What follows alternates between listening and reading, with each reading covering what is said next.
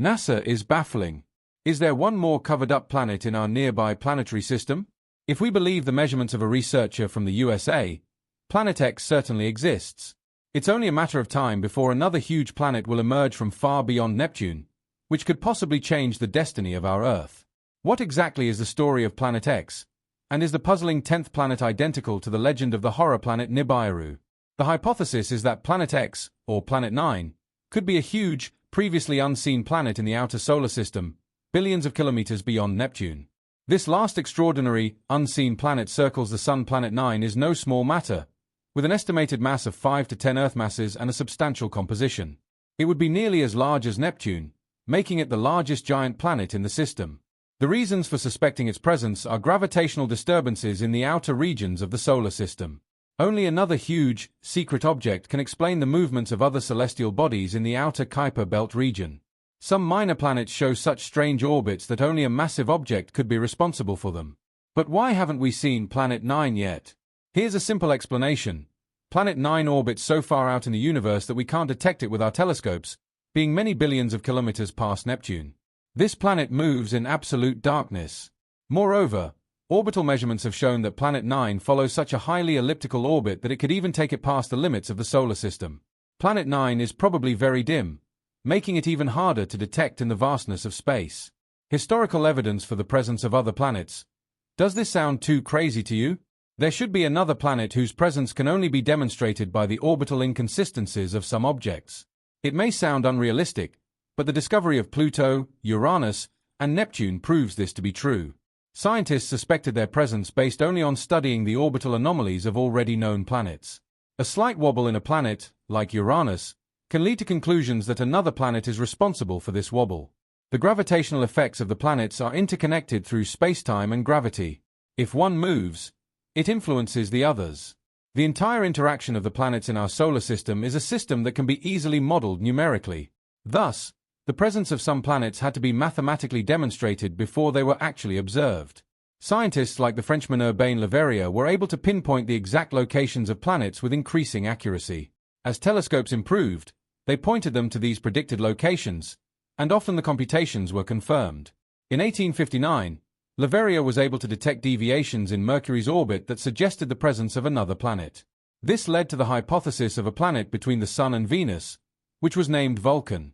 However, it was never found. At the start of the 20th century, Albert Einstein was able to explain the orbital inconsistencies differently, but Le Verrier could have been on the right track. It was like that when the astronomer discovered Neptune in 1846, almost a century later. In 1930, American Clyde Tombaugh discovered the then ninth planet with the help of photographic plates. He used a device called a blink comparator to compare two plates that had captured the same area of the sky at different times. By comparing the plates, the researchers discovered the movement of Pluto. It had been known for almost 20 to 30 years that Pluto should exist before Tombaugh, but researchers searched in vain for the new planet. Today, we are again searching for Planet 9. This sometimes causes confusion, because Pluto was downgraded to a dwarf planet by the International Astronomical Union in 2006. It is no longer listed in the official catalogue of the major planets of the solar system. Also, the place of Planet 9 is empty again. Pluto and the trans-Neptunian objects beyond Neptune form the mysterious world of trans-Neptunian objects, TNOs.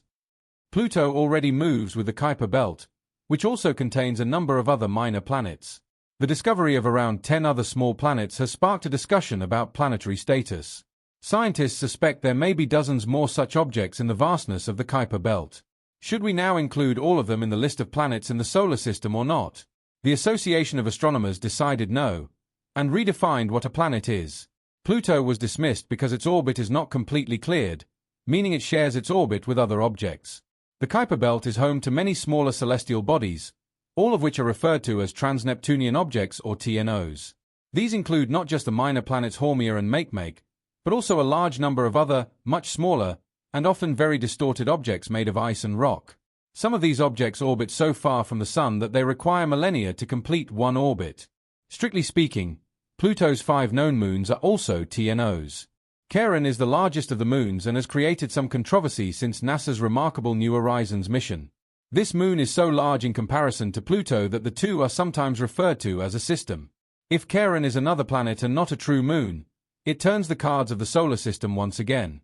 When New Horizons gave the first real pictures of Pluto, Charon, and the mysterious TNO Arakoth in 2015, our knowledge of these distant worlds was fundamentally expanded. However, rather than offering real solutions, the findings often led to further confusion, especially regarding the strange accumulation of orbits of TNOs.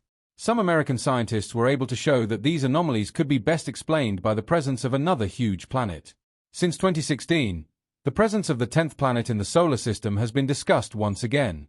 One scientist who is strongly convinced of this is Dr. Mike Brown.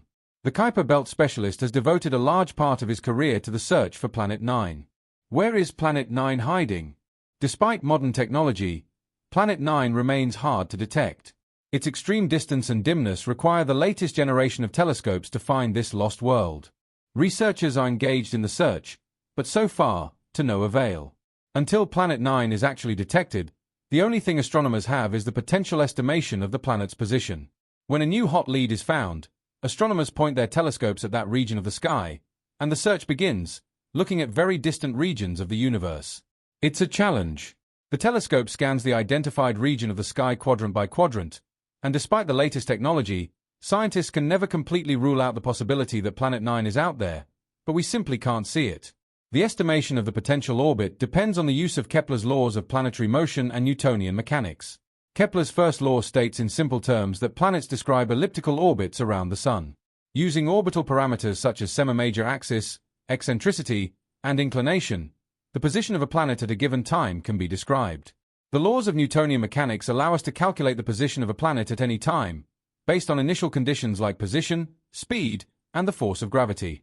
During the 1960s, the American medium Ingo Swann examined the planet Jupiter and provided amazingly precise data.